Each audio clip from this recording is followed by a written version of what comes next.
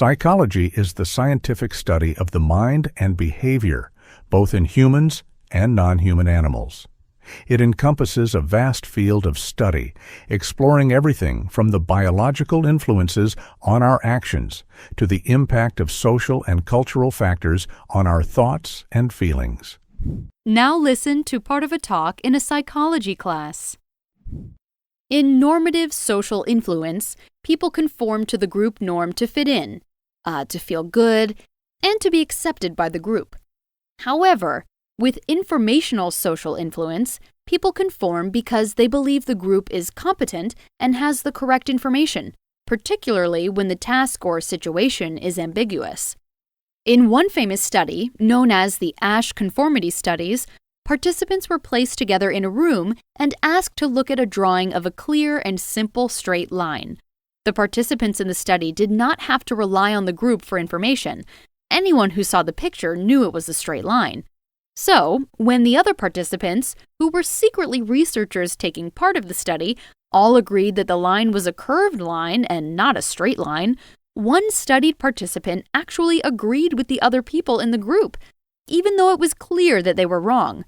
In other words, participants complied to fit in and avoid ridicule, an instance of normative social influence.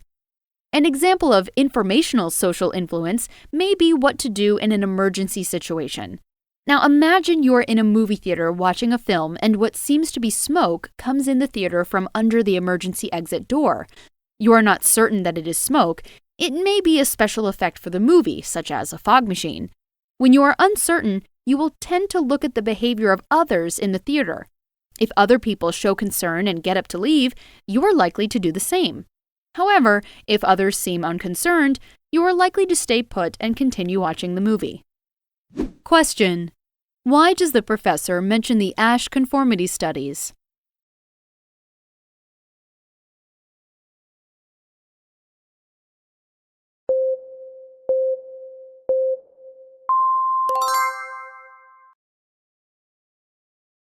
Based on the information from the listening, indicate which characteristic on the left belongs to either normative social influence or informational social influence.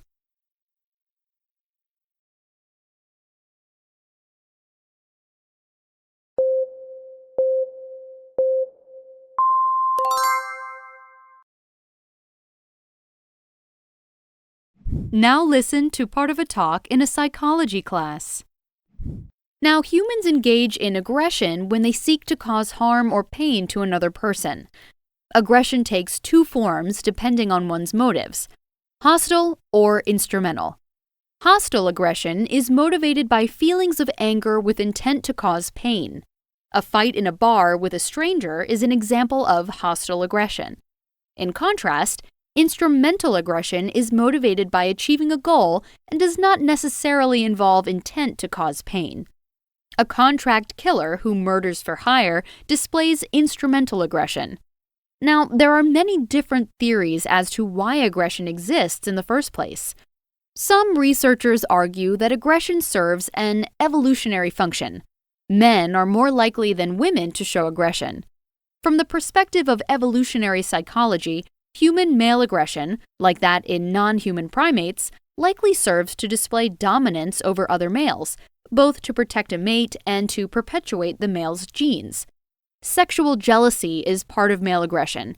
Males endeavor to make sure their mates are not copulating with other males, thus ensuring their own paternity of the female's offspring.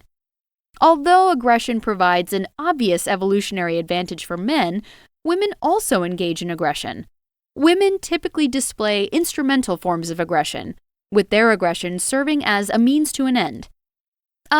For example, women may express their aggression covertly, for example, by communication that impairs the social standing of another person. Question: based on the information from the listening, indicate which characteristic on the left belongs to either hostile aggression or instrumental aggression.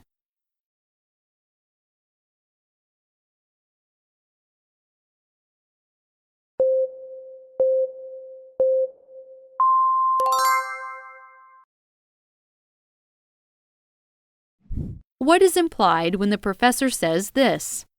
Some researchers argue that aggression serves an evolutionary function.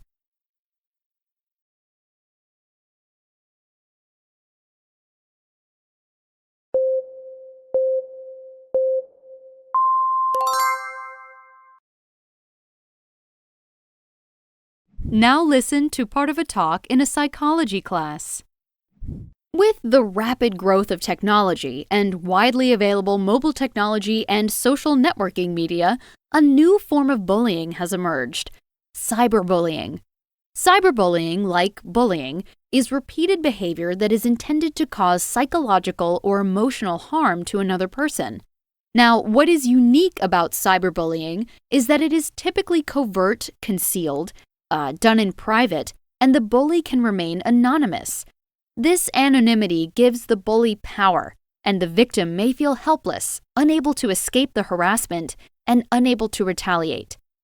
Cyberbullying can take many forms, including harassing a victim by spreading rumors, creating a website defaming the victim, and ignoring, insulting, laughing at, or teasing the victim. In cyberbullying, it is more common for girls to be the bullies and victims because cyberbullying is non-physical and is a less direct form of bullying. Interestingly, girls who become cyberbullies often have been the victims of cyberbullying at one time. The effects of cyberbullying are just as harmful as traditional bullying and include the victim feeling frustration, anger, sadness, helplessness, powerlessness, and fear. Victims will also experience lower self-esteem.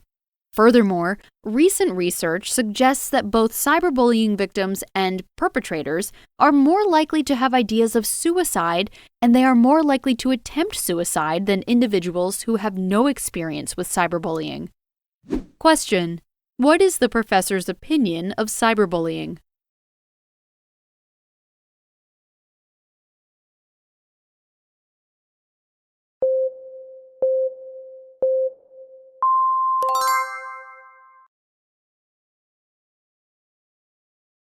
Why are girls more likely to engage in cyberbullying?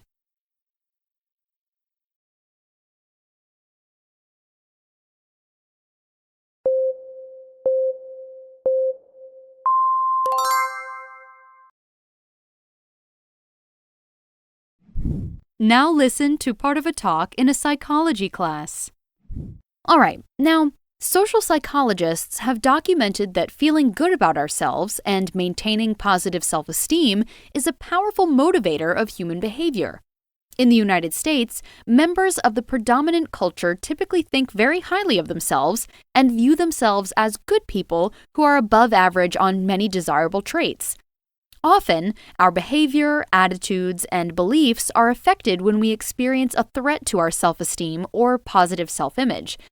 Back in the 1950s, psychologist Leon Festinger defined cognitive dissonance as psychological discomfort arising from holding two or more inconsistent attitudes, thoughts, beliefs, or opinions. Festinger's theory of cognitive dissonance states that when we experience a conflict in our behaviors, attitudes, or beliefs that runs counter to our positive self-perceptions, we experience psychological discomfort. For example, if you believe smoking is bad for your health, but you continue to smoke, you experience conflict between your belief and behavior. Question: why does the professor discuss people from the United States?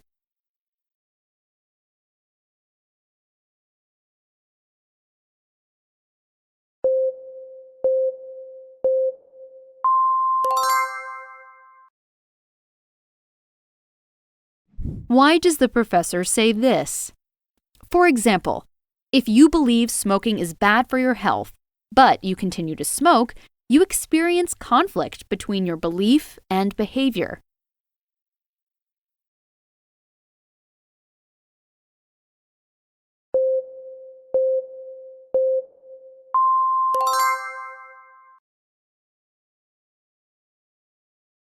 Now listen to part of a talk in a psychology class.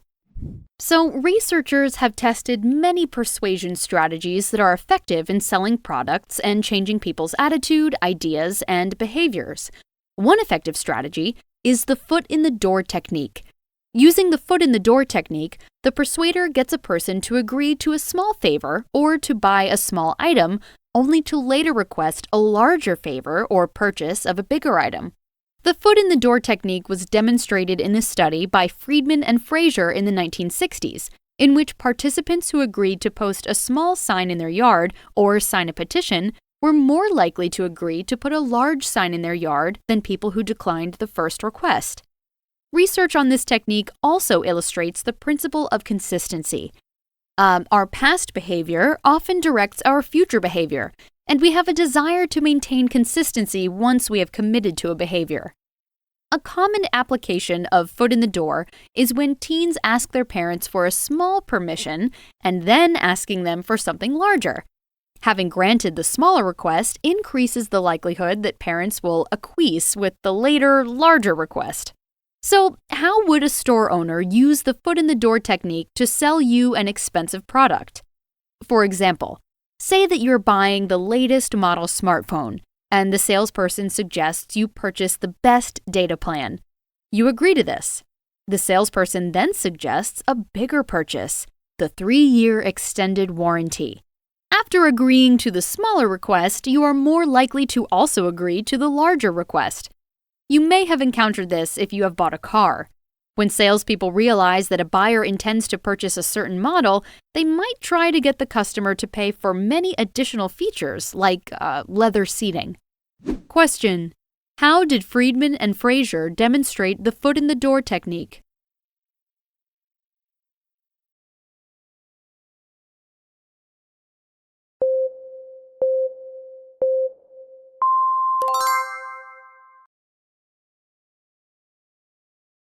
Why does the professor say this? How would a store owner use the foot in the door technique to sell you an expensive product?